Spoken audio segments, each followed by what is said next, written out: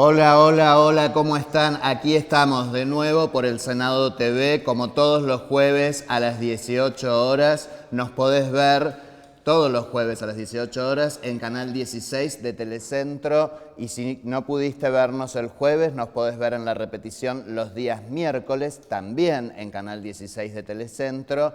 Y si no, por Cablevisión, en el Canal 2 de Cablevisión, si es que ese día, digamos, no se ha demorado mucho más la sesión parlamentaria. ¿Cómo estás, Alex? Muy bien, también quería decir que hay otras vías de comunicación con nosotros para ver estos capítulos de Senado TV, de Artículo 16, como por ejemplo el canal de YouTube, que los puedes recordar, por favor. Por supuesto, en YouTube nos podés ver a través del canal del Senado TV Argentina y si no, nuestro canal de YouTube que es Alex y José María. Y también, por supuesto, por Twitter, que es @Senado Senado TV Senado TV AR, AR. Senado TV AR, y si no, Alex Freire o @José María o José Di Velo, para ver estos Como capítulos está abajo en que el están en graph. pantalla. Ahí subimos generalmente Muchas y gracias, señor eso director. te direcciona directamente a los canales de YouTube. También nos podrías estar viendo en vivo a través de la página web del Senado de la Nación. Bueno, como siempre decimos, estamos acá en el Salón Eva Perón, que tanto nos gusta, y como dice nuestra introducción, amamos toda la Constitución, pero sin lugar a dudas nuestro preferido es el artículo 16, ya que es el artículo que habla, como dice la presentación, de la igualdad. Y justamente de eso se trata nuestro programa. Nuestro programa se trata de hablar de diferentes temas y sobre esos temas plantearnos qué hemos avanzado en la construcción hacia mayor igualdad y mayor inclusión y qué falta todavía seguir avanzando. Sobre eso es lo que hacemos más hincapié, sobre aquellas brechas que son necesarias para poder construir más igualdad y más inclusión. En ese sentido, nosotros, como país, si bien somos una democracia y eso significa que es el gobierno del pueblo, esta democracia es una democracia republicana y esa democracia republicana gobierna a través de sus representantes y por eso lo que intentamos en este espacio es que a nuestros representantes les llegue esto que estamos hablando de aquello que falta para profundizar y construir mayor igualdad y mayor inclusión. Así es, los capítulos de artículo 16 corresponden a una serie de contenidos de asesoramiento parlamentario para senadores y senadoras de la Casa. Y con José María nos interpelamos en esta pregunta que nos deja picando el artículo 16. ¿Somos todos y todas iguales ante la ley?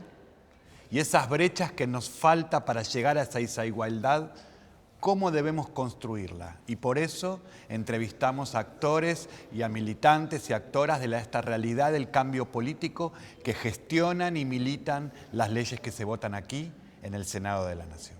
José María, tenés una pestaña, te la voy a quitar. Bueno, Ahí está. gracias. Ahora sí. Bueno, y como todos los jueves, siempre traigo alguna iniciativa que se está presentando en alguna legislatura del país o acá en el Congreso Nacional. Hoy, en particular, traje una iniciativa de la legislatura de la Ciudad de Buenos Aires. Se trata de un proyecto de ley que se presentó recientemente, la semana pasada, y este proyecto de ley lo que justamente intenta es cortar la pauta publicitaria en aquellos medios, particularmente gráficos, habla el proyecto de ley, donde todavía aún haya avisos clasificados donde se promueva el comercio sexual. Recordemos que está el decreto 936 de 2011, que la presidenta justamente trajo para sacar todo el tipo de publicidad y avisos respecto a el comercio sexual, justamente con fines de disminuir y erradicar la trata de personas.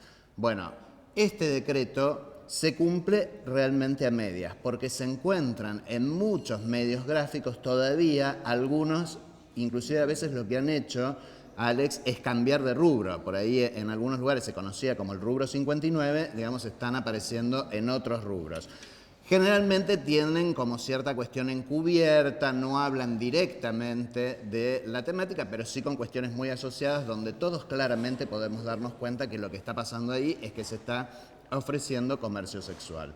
Entonces, lo que plantea este proyecto es sancionar y sancionar directamente de una manera que sea que no tengan más pauta publicitaria. Cuando se presentó este proyecto se dio como ejemplo que había un medio en particular que ese mismo día que se estaba presentando el proyecto tenía 86 avisos de comercio sexual y ese medio recibe por año del gobierno de la ciudad 9 millones de pesos en publicidad, en pauta oficial. Entonces lo que plantearía el proyecto es retirar esa inversión en publicidad que se hace mientras el medio no retire los avisos.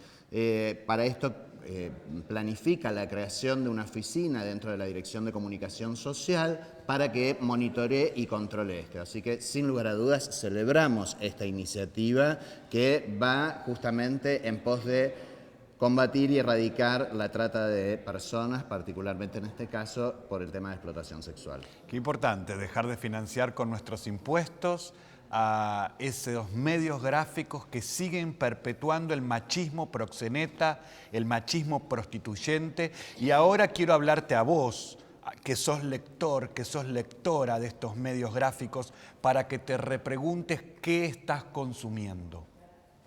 Está probado que a través de estas publicidades, estos artículos que se publican a las mujeres como objetos, no son publicados por ellas mismas.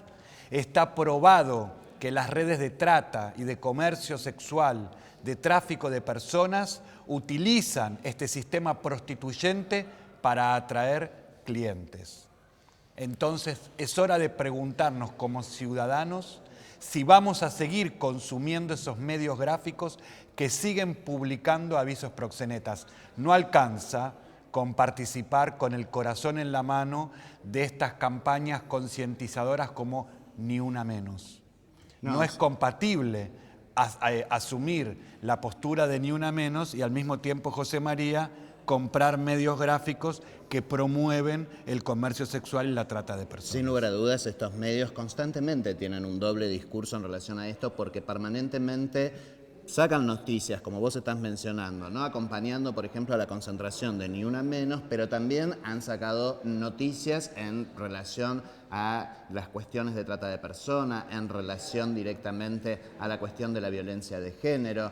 Y, sin embargo, inclusive no solamente esto pasa a veces en los medios gráficos, sino también ocurre muchas veces que, más allá de que pongan avisos o no de oferta de comercio sexual, a veces lo que se ve son imágenes, inclusive en la portada de algunos medios, que es muy... De muchos medios. De muchos medios. Porque el machismo en la prensa gráfica es parte del problema que debemos enfrentar. El machismo corporativo, el machismo empresarial y el machismo de los y las consumidores.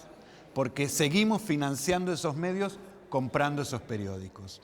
Medios que además se están financiando a través de la prostitución ajena, lo cual es un delito penal. Y entonces los trabajadores y trabajadoras de esos medios gráficos ven que una parte de sus ingresos también viene de la prostitución, algo tan inmoral como innecesario. Así es, así que bueno, nuevamente celebramos esta iniciativa y esperamos que prontamente sea ley y esperamos iniciativas similares acá en el Congreso de la Nación. Bueno, sin usar más tiempo porque tenemos un montón de preguntas, como ya anticiparon las chicas, vamos al tape de presentación de nuestra invitada. De nuestra invitada, querida compañera. Por favor, señor director. Vamos. En plena discusión de paritarias, donde algunos gremios lograron aumentos salariales del 30% para los trabajadores en relación de dependencia, la preocupación de esos empleados es que al no modificarse el mínimo no imponible ni las escalas, esos aumentos se licúan. El fallo del juez Griesa es el que es. Entonces, los fallos se respetan y a veces no es lo que nos gusta. La presidenta creyó que Griesa era Ollarvide. No, los jueces son los que son. Es un pésimo manejo económico del gobierno porque en una región donde cae el dólar, ¿cómo puede ser que solo en la Argentina y en Venezuela el dólar suba? Bueno, eso quiere decir mala gestión económica. En el caso de las facturas, que acá tenemos las medialunas, Antes 36, ahora 39. La diferencia fue de un mes a hoy, en el caso de las facturas. Pero tiene que ver con la harina y con este bolsón de harina, por ejemplo, que tiene 50 kilos. A ver, me voy a mover porque me llevo a leer. Pero que estaba 50 kilos, 90 pesos en diciembre y ahora se llegó a pagar 280.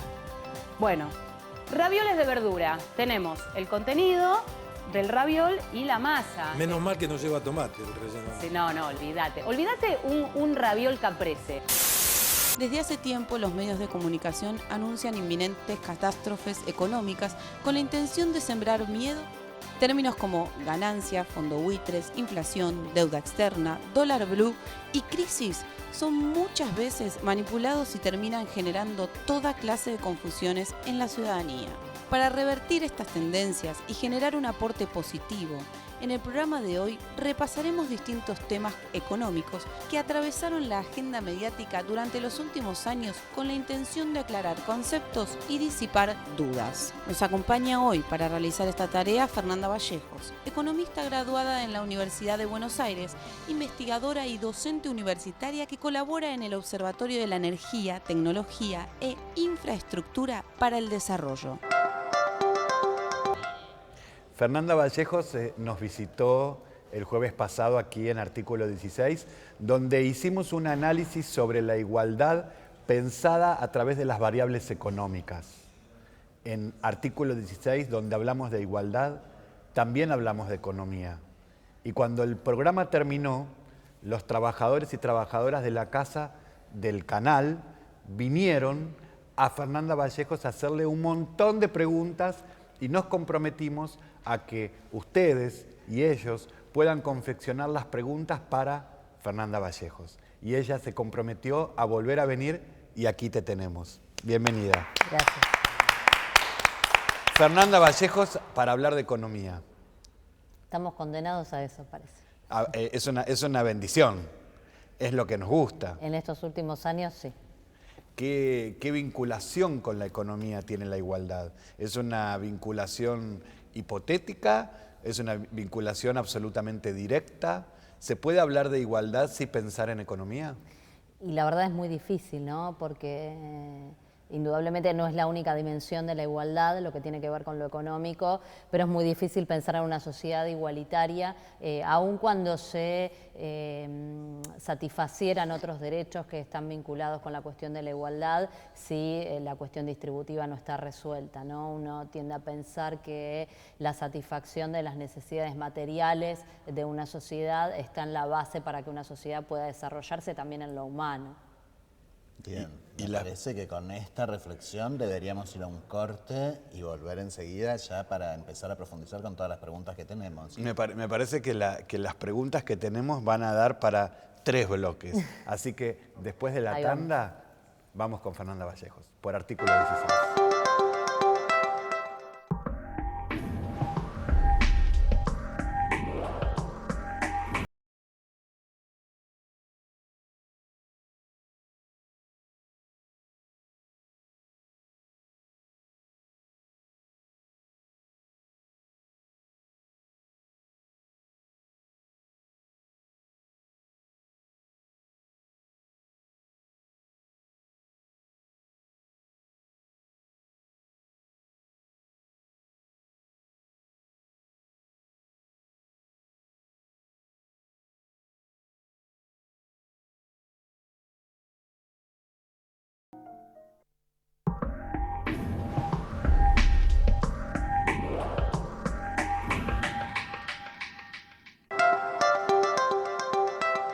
Aquí estamos, seguimos con Fernanda Vallejos. Estamos hablando de economía e igualdad, pero estamos hablando de un montón de preguntas que nos han hecho empleados de acá del Senado y personas que nos escribieron a través de las redes y de nuestros mails y nos han enviado diferentes preguntas para hacerle a Fernanda Vallejos. Van a ser muchísimos los temas que vamos a abordar hoy va, y me parece que estaría bueno, Alex, que empecemos con una primera pregunta ya, ¿te parece? Y también junto con la misma te pregunto por qué pensás que esta pregunta fue formulada. ¿Qué es el impuesto a las ganancias? ¿Cómo se ha instalado el tema del impuesto a las ganancias en la agenda del diálogo de los argentinos? Bueno, vos sabés que dijo el general Perón que la víscera más sensible del hombre es el bolsillo. Eso responde por qué fue formulada la pregunta. Digo, en todas las sociedades del mundo, a lo largo de la historia de la humanidad, nunca nos gustó a los hombres y a las mujeres pagar impuestos, ¿no? Y tal vez, obviamente, en la edad antigua, claro, digo, el príncipe autoritario ejercía sobre la población una presión a través de los impuestos que claramente tenía que ver prácticamente con un saqueo, ¿no? A su propio pueblo. El pueblo trabajaba para satisfacer la voracidad de ese príncipe. Hoy estamos en democracia, ¿no? Pero muchas veces esa vieja imagen se busca extrapolar a la realidad que tenemos hoy. La verdad es que la realidad que tenemos hoy es otra, afortunadamente. Estamos en nuestra época, en nuestro tiempo, en nuestra contemporaneidad, vivimos en democracia y eso implica que vivimos en el marco de un acuerdo, un pacto social del que todos participamos y en el marco de ese pacto elegimos a nuestros gobiernos, a nuestras autoridades que nos representan legítimamente. Y los impuestos, entonces, pasan a ser la base de sustentación material de ese gobierno que nosotros mismos nos damos en el marco de la democracia. ¿Qué quiero decir? Que los tributos que como sociedad pagamos al Estado son absolutamente necesarios para el propio funcionamiento de nosotros mismos como sociedad, ¿no? Para que ese Estado se pueda sostener, que es parte del marco de la convivencia democrática y social. Por supuesto que hay diferentes características que puede tener un sistema tributario. Un sistema tributario puede ser más justo o más injusto, más equitativo o más inequitativo. Y en este sentido, el impuesto a las ganancias aparece como un tributo muy significativo, lo mismo que todos los impuestos que gravan a los ingresos y a los patrimonios. ¿Por qué? Porque son justamente los impuestos más progresivos que un sistema tributario puede tener. ¿Qué significa? Que son los impuestos que gravan a aquellas personas, ya sean físicas o jurídicas, que dentro de una sociedad tienen mayor capacidad contributiva, es decir, que tienen o más altos ingresos o mayor concentración de riqueza, y entonces a través de ese gravamen lo que hace el Estado es redistribuir el ingreso o la riqueza, en el caso de las ganancias el ingreso, en el caso del impuesto a las ganancias, que lo pagan los que perciben ingresos más altos, siempre en términos relativos, ¿no? De los ingresos que percibe una sociedad determinada, en este caso la Argentina, y esos fondos, esos recursos que el Estado absorbe a través de la recaudación tributaria, los redistribuye a través del gasto público, ya sea a través de las transferencias directas que realiza el Estado, como en el caso de la asignación universal por hijo y por embarazo, o de las diferentes políticas públicas, por ejemplo, a través de la inversión en infraestructura, que redunda en mejoras de competitividad y genera las condiciones para que la industria pueda desarrollarse y generar empleo del que gozamos todos los argentinos, y gracias a ese empleo, cuando tenemos un salario más o menos alto, podemos tributar ganancias y realimentar esta rueda que permite atender a los sectores más vulnerables que no llegan con sus ingresos a tener el privilegio de poder ser quienes pagan ese impuesto, que lo pagamos solamente los que tenemos un nivel determinado de salarios o de ingresos. Pensaba que en realidad es casi el impuesto más relacionado con lo igualitario. Exactamente. Porque esto de el que más tiene, digamos, paga más, y que justamente sirve de alguna manera también para sostener todas estas políticas sociales que vos mencionabas, digamos, y para contribuir con el que menos tiene, con el que menos puede, ¿no? El Estado, a través del sistema tributario y de la aplicación de esos fondos a través del gasto, puede ayudar a que haya una redistribución secundaria del ingreso progresiva, en el sentido de mejorar las condiciones de equidad, de igualdad de la sociedad, o regresiva, digamos, puede ir en el sentido contrario y lejos de colaborar en mejorar las condiciones de igualdad, empeorar la que fue, lo hablábamos en el programa pasado, lo que sucedió en la década del 90, cuando lo que se hizo fue incrementar fuertemente las alícuotas del impuesto al valor agregado, que dicho sea de paso es lo mismo que la troika europea le está queriendo imponer a Grecia en estos momentos. Como receta. Parte de lo que se va a discutir en el referéndum del domingo allá.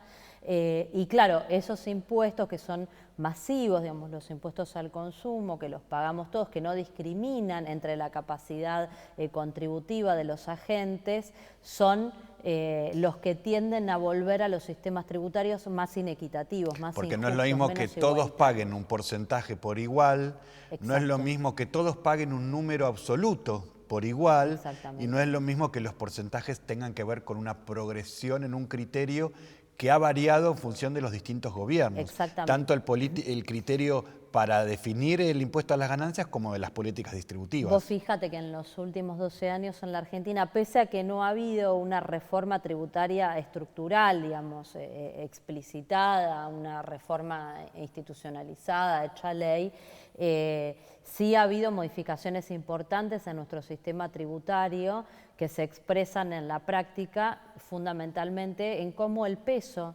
de esos impuestos, como el IVA, ha notablemente caído en el total de la masa que recauda el Estado y han ganado peso, bueno, el impuesto a las ganancias, lo que comúnmente conocemos como retenciones, ¿no? Los derechos de exportación, que también son un gravamen muy progresivo dentro del sistema porque justamente gravan a un sector que obtiene una renta extraordinaria y a través de esos recursos que el Estado capta, colabora en que ese en financiar su sistema, su distribución del... Exactamente, el Estado lo que hace es redistribuir y fortalecer otras políticas que atienden a sectores más vulnerables, además de fortalecer el federalismo a través del fondo que se ha creado con las retenciones de la soja. Este no es el único país que tiene el impuesto a las ganancias. No, para nada. Es un impuesto que está presente en prácticamente todos los países del mundo, fuertemente en los países desarrollados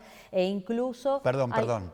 En los países desarrollados, está en esas economías, este impuesto está... Absolutamente, y en muchos casos con alícuotas en los tramos superiores de la escala mucho más altas que las que tenemos nosotros en la Argentina. Porque aquí se ha debatido como si fuera que el impuesto a las ganancias fuera sí, algo, hay una locura circunstancial. Hay una liturgia que se ha creado en torno de la cuarta categoría del impuesto a las ganancias, que es la que grava a los trabajadores en relación de dependencia, lo cual obviamente no es ninguna novedad, es parte de la constitución de un impuesto a los altos ingresos que está presente, como decía, en todo el mundo.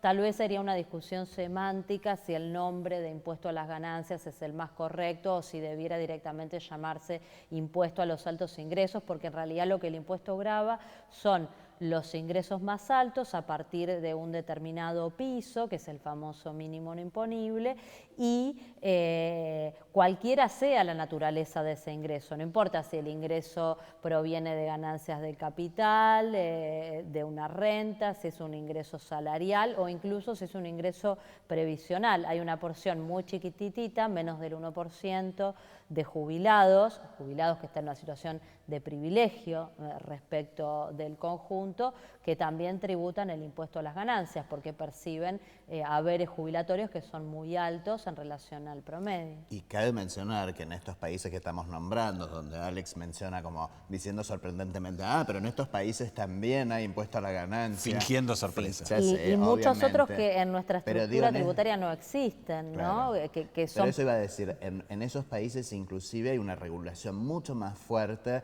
respecto a la rentabilidad, a las ganancias, digamos, directamente. Absolutamente. Que no pasa en nuestro país. Hay un conjunto de impuestos que justamente son considerados, por ejemplo, los impuestos patrimoniales, que aquí, salvando, digamos, bienes personales, tienen una participación pequeña en términos relativos, aunque también bienes personales es uno de los impuestos que mejoró en el peso relativo que tiene dentro de la estructura tributaria en los últimos años, pero vos fíjate que el impuesto a la herencia, por ejemplo, el impuesto en términos técnicos a la transferencia gratuita de bienes. Es un impuesto que en algún momento estuvo vigente en la Argentina con el peronismo y que se abolió con la dictadura, con la última dictadura cívico-militar, y no volvió a ser repuesto en la Argentina. Todavía. En el único distrito donde está funcionando actualmente es en la provincia de Buenos Aires, hay que decirlo, con la administración de Daniel Scioli, lo cual alienta la esperanza de que el gobernador, si llega a la presidencia,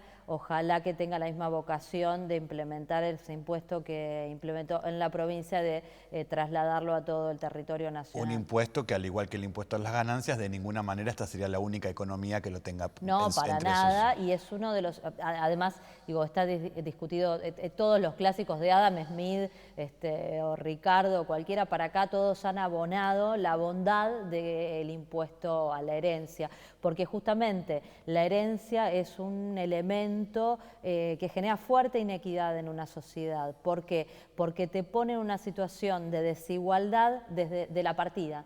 ¿Sí? Es algo que te coloca a una persona un escalón más arriba que el resto sin haber hecho ningún tipo de esfuerzo para ganar esa posición, digamos, de privilegio. Por supuesto que recaudos, que no se trata de quitarle toda la herencia a una persona y repartirla, pero sí de establecer ciertos estándares. Por supuesto que generalmente hay cuestiones como la casa-habitación, digamos, la vivienda, que es la vivienda donde las personas viven o la única propiedad que tiene, eso queda, digamos, fuera de lo que se grava. Estamos hablando de herencia. Que no, de personas que no tienen como herencia su única vivienda. Exactamente, de estamos superherencias hablando, obviamente digo, sobre los que más impacta un impuesto de estas características es sobre los sectores más privilegiados de la sociedad, y eso produce una acumulación de desigualdad a lo largo de las generaciones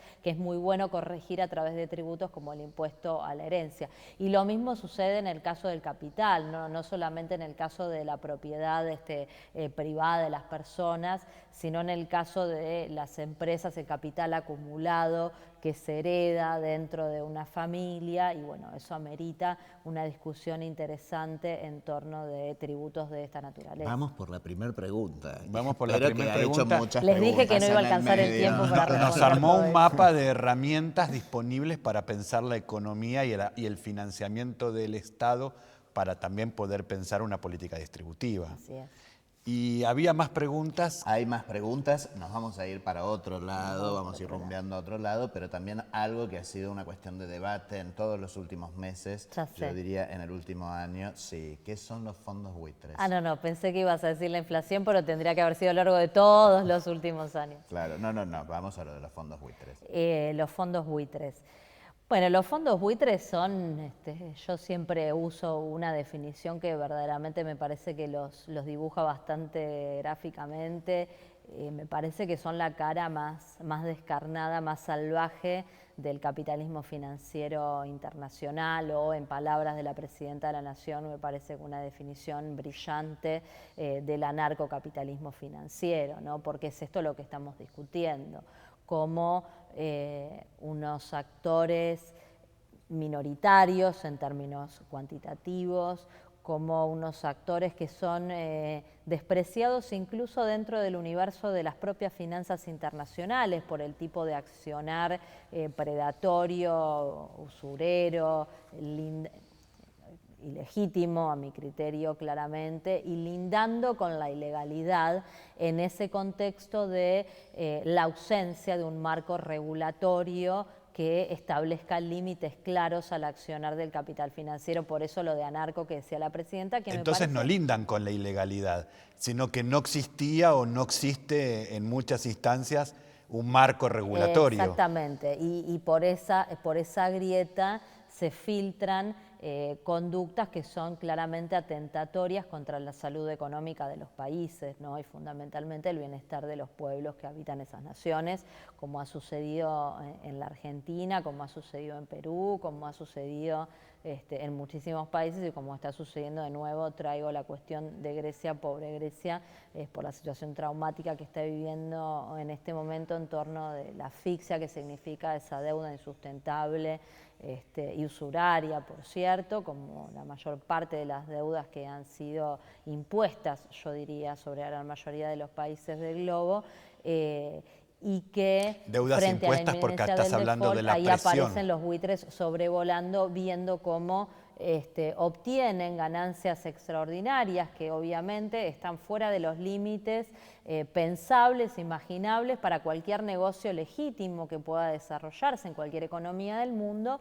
Y bueno, son tipos que en definitiva viven de la desgracia ajena, para decirlo de manera en criollo, ¿no? Creo que hasta peor aún, porque fabrican la desgracia ajena para después poder vivir de ella, porque vos hablás de deudas impuestas, o sea, fabrican la desgracia de los países imponiéndoles condiciones de humillación y sometimiento de su soberanía. La responsabilidad no es ya de los buitres, que sí, por supuesto, forman parte de un engranaje muy complejo de lo que es el funcionamiento financiero internacional, pero yo diría que ahí fundamentalmente la responsabilidad es, entre comillas, de las autoridades supranacionales que generalmente empujan a las naciones a la contracción de unas deudas que son insustentables, luego exigen a esas mismas naciones políticas como las que nosotros padecimos durante la década del 90, políticas de ajuste que tienen que ver con un achicamiento fiscal que se supone responde a la necesidad del país de poder pagar esa deuda, lo cual lo único que hace es restarle a la nación la capacidad de generar sus propios recursos para poder pagar la deuda, y la rueda de una forma gira genuina. para atrás, y la situación es cada vez más grave y cada vez son menores las posibilidades que tiene de afrontar la deuda, cada vez son mayores la necesidad de contraer deuda nueva o refinanciar, cada vez está más endeudado y cada vez tiene menos grados de libertad para desplegar políticas fiscales o monetarias, en este caso activas, que le permitan reactivar la economía y volver a incluir a todos los millones que se van cayendo en ese derrotero que se los empuja a seguir. Es antisistémico. Es como ese anarcocapitalismo financiero que de la usura a un nivel... Después de lo que pasó con la Argentina, con todo este debate que se ha abierto en el mundo, que hoy esté pasando lo que está pasando en Grecia y que el Fondo Monetario Internacional, como parte de la Troika Europea, con la Comisión Europea y el Banco Central Europeo, aparezcan imponiendo las mismas recetas que ya sistemáticamente condujeron al desastre y a la quiebra de naciones, y que no se hayan aprendido las lecciones de la historia, parece algo bastante grave, ¿no? Y uno no puede restarle a eso una responsabilidad política sobre el futuro de millones de personas. Que más que parece grave el no aprendizaje, parece intencional el no aprendizaje, digamos, ¿no? De que repitamos estas recetas y que no hayamos aprendido, en todo caso, el Fondo Monetario no haya aprendido, pareciera que en realidad es una intencionalidad el no aprender y repetir estas recetas. Digo, evidentemente esto sigue beneficiando a estos que no son los que matan, porque los buitres son los que se sientan a esperar, digamos, a que ese país esté casi muerto para empezar, digamos, a carroñar, que es por eso que se los llama fondos buitres, pero debe haber, sin lugar a duda, algún tipo de enlace ahí entre estos gobiernos Sí, bueno, cuando a un país le va muy mal, hay una transferencia de capitales, hay la posibilidad de hacerse de los activos de ese país en condiciones, digamos, de precio de remate. Sus recursos naturales. De sus empresas, de sus recursos, que obviamente aparece como algo muy apetitoso para el poder económico, ¿no? Los capitales internacionales de la naturaleza que sean. Vos fíjate que, ¿no?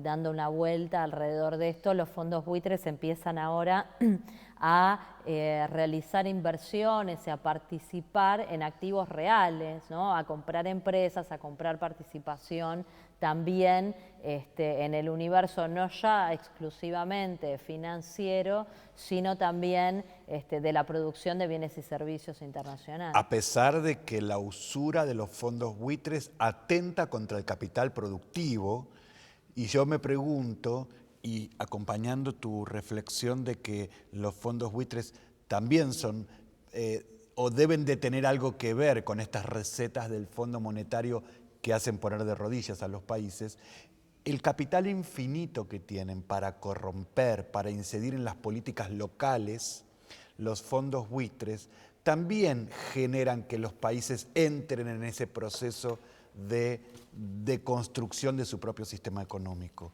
Los vemos haciendo lobby para que la Argentina, por ejemplo, no tenga un plan económico saludable.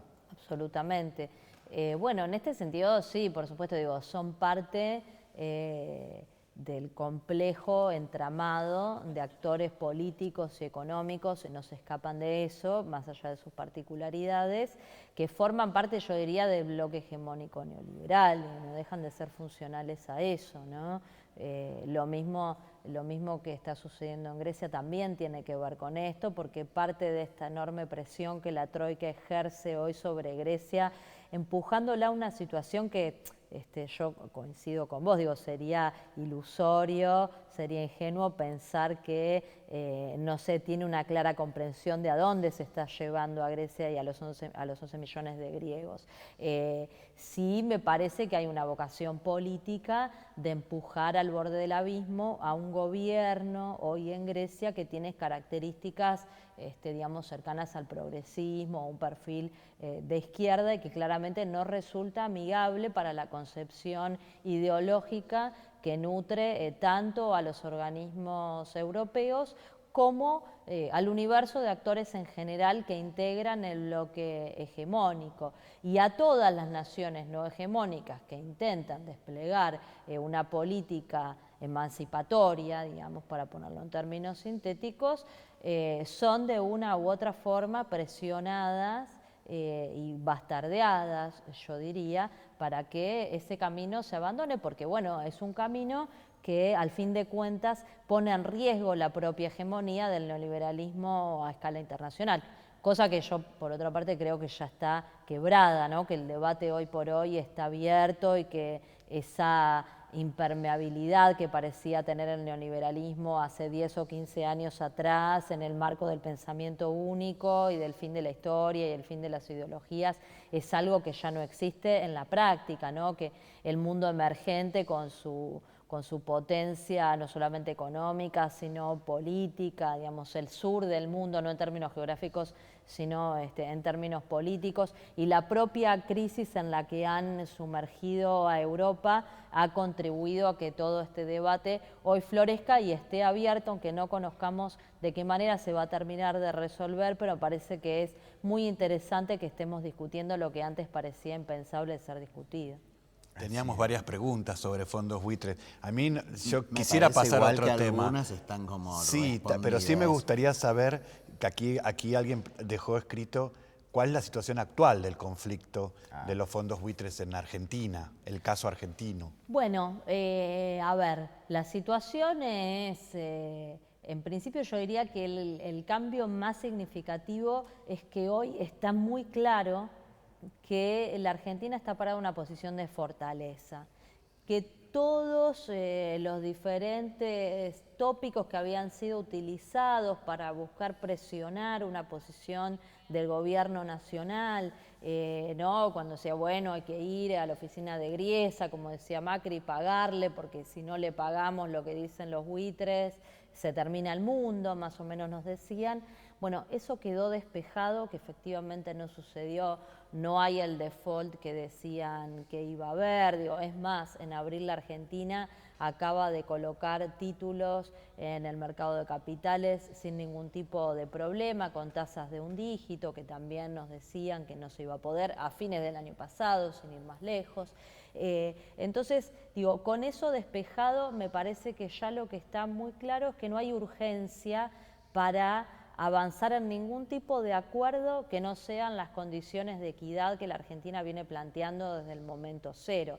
Y después, por supuesto, la vocación de la Argentina de resolver la situación financiera del país, no solamente con ese pequeño universo del 1% de fondos buitres que están representados en la demanda, o estos Me Too a los que Griesa acaba hace poco de abrirles la puerta, sino con la totalidad de los acreedores que la Argentina tiene, y en particular ese 7% que está en condición irregular, que son los que no ingresaron a los canjes del 2005 y del 2010, eso es algo que sigue intacto y es un camino que la Argentina va a seguir recorriendo y sobre lo que va a seguir insistiendo. Y yo creo que la mayoría de los actores que están dentro de ese universo del 7% comprende cabalmente que en realidad la propuesta que la Argentina hace es la más razonable, por lo menos para los que tienen voluntad de cobrar, digo, para los que tienen un interés económico de cobrar sus acreencias y además de obtener ganancias, porque nadie está hablando aquí de que no van a ganar mucho, no van a ganar la barbaridad que están pretendiendo los fondos buitres, que sería una locura para la Argentina, porque pensemos que si uno incorpora todo ese universo de Michu que vendría atrás de una aceptación o un rendimiento de la Argentina. Michu como yo también, otros tenedores de deuda. Los que irían, digamos, a la cola, supongamos que la Argentina, ¿no? Como decían, bueno, pero son 1.600 millones, a la Argentina no le hacen nada, nos decían. La primera demanda. Es un capricho. Estamos hablando de la primera demanda. Imaginemos que la Argentina hubiera ido y hubiera transado con los buitres porque no era nada, era una bicoca, 1.600 millones de dólares.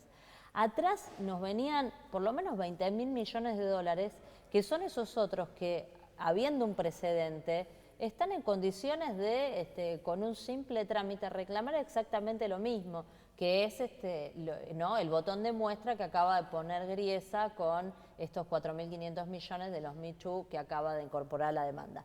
Con lo cual, ya no estamos hablando de una bicoca, digo, 20.000 millones de dólares son 2/3 de las reservas que acumula nuestro Banco Central de la República Argentina. Imaginemos con más de una decena de corridas cambiarias que se han intentado en la Argentina en los últimos años, con un Banco Central con una espalda importante para hacer frente a esa situación, y así todo, a principios de 2014 se forzó una devaluación en el mes de enero. Imaginemos con un Banco Central desvalijado, que es lo que propone Macri, ¿qué es lo que sucedería?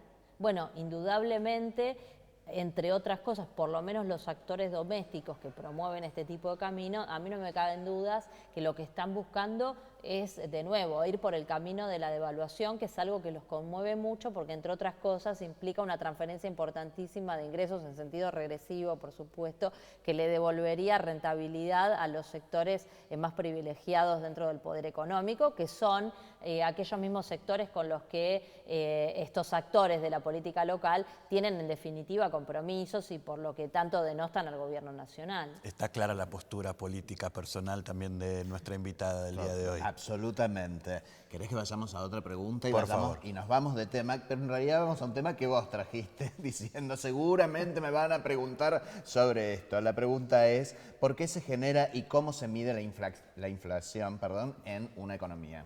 Bueno, nosotros la medimos a través de lo que se llama el índice de precios nacional urbano, que es un índice relativamente nuevo porque antes de este índice lo que había era el antiguo IPC, que solamente medía la variación de los precios para el área de Buenos Aires, el área metropolitana, digamos, con lo cual no estaba expresada ahí la realidad en términos de variación de precios de lo que sucedía a lo largo y a lo ancho del territorio federal. Lo que se hace con el nuevo índice nacional urbano justamente es incorporar a la medición una serie de canastas, son 6 canastas regionales en total, de cuya ponderación surge un único número índice que arroja en términos estadísticos ese número que se computa ¿no? como inflación. En realidad ¿Quiénes es un índice estudian? ¿Quiénes estudian y hacen seguimiento y monitoreo el de este dato? Hace tanto el trabajo de campo, digamos, en la recolección de los datos, en los distintos comercios seleccionados para los distintos productos que integran la canasta de consumo en base a la última encuesta nacional de gastos de los hogares, a lo largo y a lo ancho de todo el territorio, son agentes del Instituto Nacional de Estadística y Censos, y lo mismo los agentes, digamos, que realizan la parte analítica, que tiene que ver con el computar todos esos datos que se recogen en el campo, procesarlos y arribar a través de una serie de cálculos y agregaciones a ese número que conocemos todos los meses y que nos da cuál fue la variación promedio de los precios en la Argentina. Un cálculo para el que hace falta entonces una estructura importante. Muy importante, por supuesto. No lo puede hacer cualquiera, quiero decir. Por eso a veces resulta muy gracioso cuando proliferan consultoras privadas, mayormente opositoras al gobierno nacional, que se arrogan la capacidad de medir una supuesta inflación. La verdad es que lo que miden en todo caso, o en el mejor de los casos, cuando hay algún dejo de buena voluntad, es la variación de algunos precios puntuales para algunos rubros puntuales en algún territorio puntual. Generalmente Capital Federal, sí, Barrio Norte. Te diría que como los anticonceptivos, que dicen 99.99% de efectividad, bueno, no se puede decir el 100, diría el 99.99%. El precio de los del casos. Dulce de membrillo en un supermercado, en un barrio, no es... Obviamente no es lo mismo que un índice de precios porque, digo, uno no consume solamente productos, alimentos y bebidas y productos de limpieza y perfumería, digamos que son los rubros más importantes dentro de lo que es el consumo en supermercados, sino que la canasta de consumo tiene una diversidad, pero muchísimo más amplia. Por lo tanto, la verdad digo que es muy poco serio estos intentos que se hacen y además la mayoría de las veces es con mala fe porque no se da cuenta ni de la metodología, ni de cuáles son los datos que se están relevando, ni de dónde se están relevando, pero claramente no están expresando lo que sucede en el territorio y la verdad es que la mayoría de las veces están realizados con muy poca rigurosidad técnica, ¿no? Fernanda, no sé cómo hacer bien esta pregunta, pero porque no tengo nada que ver con la experticia de la economía, digamos, pero ¿siempre es negativo el hecho de la inflación? ¿Es tan malo? ¿Hay situaciones donde la inflación no necesariamente es una cuestión tan terrible y... Vos traes la deflación sobre la mesa también. A ver,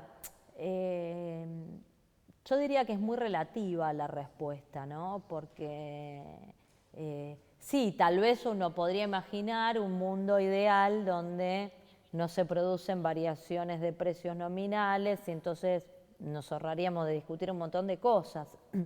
Pero lo cierto es que eso, la verdad que ese mundo ideal se parece tal vez más a la paz de los cementerios, ¿no? Lo cierto es que en una economía viva como esta, donde hay intereses muchas veces antagónicos, donde hay actores poderosos dentro del universo de esa economía, generalmente cuando no hay inflación es porque los sectores menos poderosos han sido privados de la posibilidad de ejercer su derecho a tener una vida más digna, ¿no? ¿Qué quiero decir con esto? Que la inflación está muy de la mano con lo que nosotros llamamos puja distributiva y en la Argentina la verdad es que los momentos de la historia donde no ha habido inflación han sido los momentos donde el desempleo ha azotado a nuestros compatriotas, donde ese mismo desempleo ha operado como un magnífico elemento disciplinador de la sociedad y donde, por supuesto, en un marco de alto desempleo, lo último que hace un trabajador es discutir los salarios. Lo que discute en todo caso es, por favor, no me saquen el trabajo aquel que todavía puede conservarlo. Entonces, cuando se recupera la economía, cuando se reempodera a los trabajadores en la Argentina, como ha sucedido en los últimos años, aparece el fenómeno inflacionario, porque bueno, los salarios crecen y del otro lado, los actores, los empresarios, sobre todo los que tienen capacidad de formar precios en la economía, que no son la mayoría, pero sí los más poderosos, también entran en ese escenario de puja también el Estado puede discutir buscando precios. apropiarse de los pedazos de la torta que los trabajadores van ganando en ese esquema redistributivo que va mejorando. ¿Y de qué manera lo hacen? Bueno, subiendo los precios, ¿no? Claro. Porque es de la forma como ellos ganan más. Y ahí le sumamos esto que habíamos hablado antes de, digamos, las pocas regulaciones que hay sobre la rentabilidad, digamos, ¿no? Y porque es muy complejo. Fíjate, toda la discusión que se ha dado en torno a esto, cuando se llevó adelante la reforma acá en esta casa de la ley antimonopolio y defensa del consumidor. O la 125. Todos los que se rasgaban las vestiduras y se las rasgan, ¿no? Todavía se las seguirán rasgando detrás de la supuesta cuestión de la inflación, fueron férreos opositores a estas herramientas que en definitiva lo que hacían era dotar al Estado de algunos instrumentos más para controlar un poco mejor esa situación que muchas veces también está cerca de la voracidad, en el caso de algunos actores dentro de determinadas cadenas de valor. En Vos esta decías la parte 125, y en esta parte estás también hablando de esta primera pregunta que vos hacías de cómo se genera la inflación. Y vos hablas de la puja distributiva. La puja distributiva. Lo mismo sucedió con la 125. La 125 era un instrumento que tenía un fuerte componente antiinflacionario porque lo que nosotros llamamos la inflación importada, que impactaba fuertemente en ese momento, a partir del año 2007 en particular, por el impacto del crecimiento, la explosión del precio internacional de los commodities que la Argentina exporta, que se traslada a los precios domésticos. Después, digo, te salen con la chicana, bueno, pero nosotros no comemos la soja, no comemos la soja, pero naturalmente el precio de la soja, por ejemplo, ha hecho que el precio de la tierra crezca de una manera inconmensurable y en la tierra se produce absolutamente todo, no solamente la soja, se han desplazado producciones, etcétera, etcétera, incluso generando perjuicios en términos de competitividad por una cuestión de productividad, de tierras más alejadas, bueno, todo lo que pasa a través del fenómeno el impacto de que la tiene en la economía. sojización. Con lo cual, digo, ese instrumento que claramente venía también a poner un límite al crecimiento de los precios domésticos de los alimentos, también fue combatido, bueno, todos lo recordamos, ¿no? Con uñas y dientes por los mismos que se rasgan las vestiduras con la cuestión de la inflación. Y por otra parte, vos fijate que hay otras conductas que también son inflacionarias en la economía.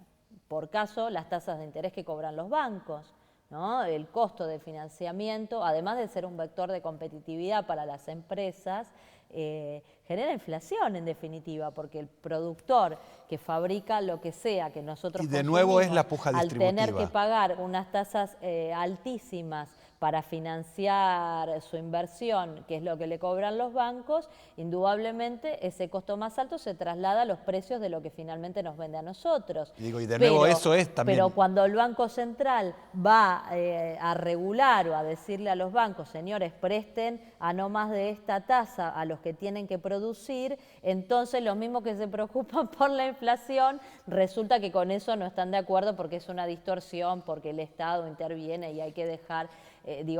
hay allí una serie de contradicciones que en definitiva lo que termina mostrando es que la cuestión de la inflación no es lo que verdaderamente preocupa, porque la verdad es que, fíjate, en la década del 90 en la Argentina llegó a haber deflación y la verdad es que no nos mejoraba nada la vida, acá se destruían empleos todos los días, la matriz distributiva, lo hablamos el otro día, estuvo en la peor situación histórica que conocimos los argentinos, bueno, ni hablar, medido en pobreza, en indigencia, llegó al 54-27%. Y puntuar esto, en realidad, porque en general, desde los ciudadanos que andamos a pie, digamos, lo que nos pasa es, nos dicen inflación y tenemos una sensación de que todo anda mal. Y en realidad vos claramente lo que nos estás diciendo ahora es, no necesariamente que haya inflación, que es producto de una puja de intereses. Si vos tenés una economía donde los precios crecen, pero los salarios y los ingresos del conjunto de la población, digo, las jubilaciones y pensiones, la asignación universal por hijo, el conjunto de los ingresos de los argentinos, no creciera por lo menos tanto como los precios, o mejor, por encima de los precios, bueno, digo, si eso no se produjera, obviamente la inflación ahí sí sería un problema, porque estaríamos hablando de un recorte real sobre los ingresos de los argentinos y por lo tanto un empeoramiento de la situación de igualdad distributiva, digo, una serie de consecuencias. Ahora, y cómo cuando las paritarias y el Consejo del Salario intervienen como herramientas para que el trabajador pueda discutirle a esa puja distributiva una parte que le es propia, pero después cuando los paritarias, ¿no? Que antes no había.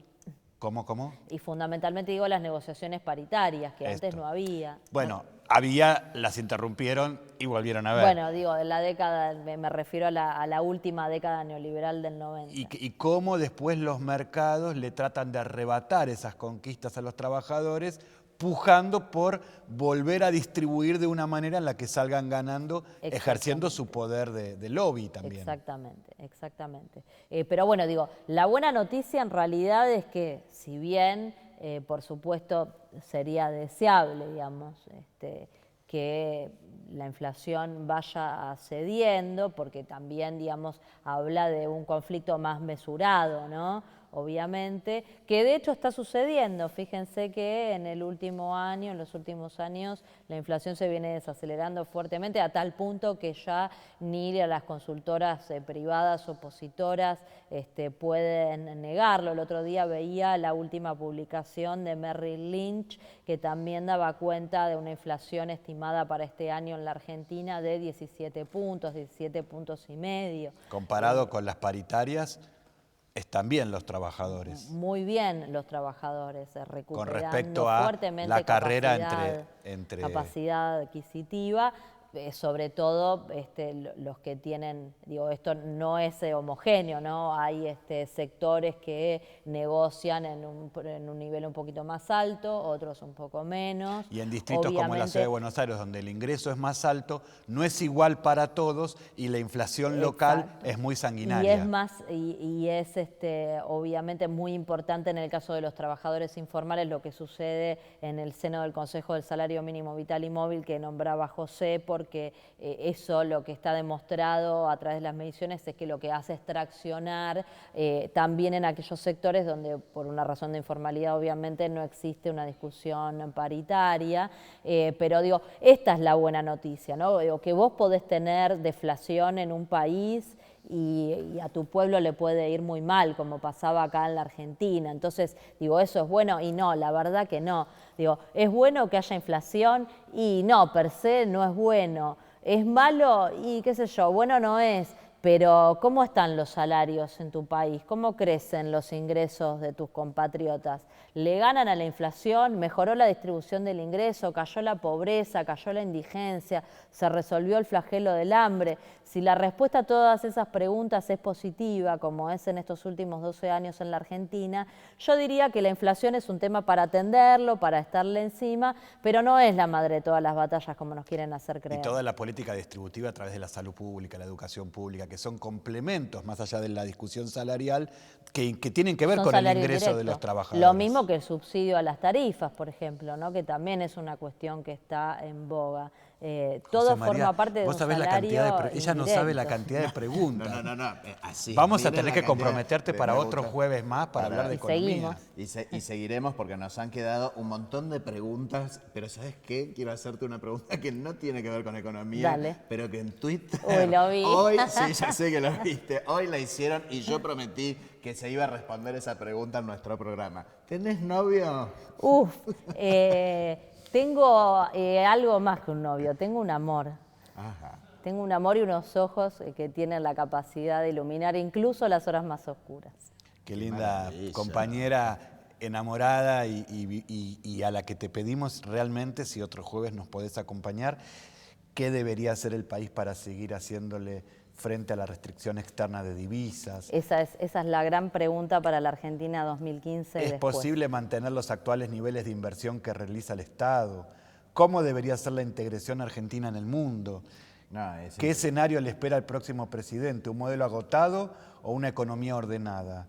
¿Qué está pasando en Grecia ¿Y cuáles son las similitudes y diferencias con la Argentina del 2001? Bueno, En fin, para los... tenemos para otra entrevista contigo. Para los seguidores curiosos, 3 de esas preguntas, la del posicionamiento internacional, la de la inversión pública y la de la restricción externa, son justamente 3 preguntas que respondí en una nota que salió publicada en La Nación, creo este domingo, no la anterior, por si alguien la quiere buscar. Vamos y ahí va a tener alguna difundirla respuesta. junto con el video de este capítulo de Artículo 16 por las redes sociales. Vamos a difundir la entrevista del diario La Nación y te comprometemos a otro jueves más. Cuando ustedes gusten. Pero siempre como es un siempre placer. cerramos con un brindis. Con un Así brindis. que te pedimos, Fernanda, que digas por qué querés brindar. Bueno, por nosotros, por esta Argentina y sobre todo por el futuro, porque hay mucho más futuro por delante, porque sí se puede a todas esas preguntas que hacían los que tuvieron la Compañeros amabilidad trabajadores de de aquí, mandarlas, los del trabajadores canal. de la casa y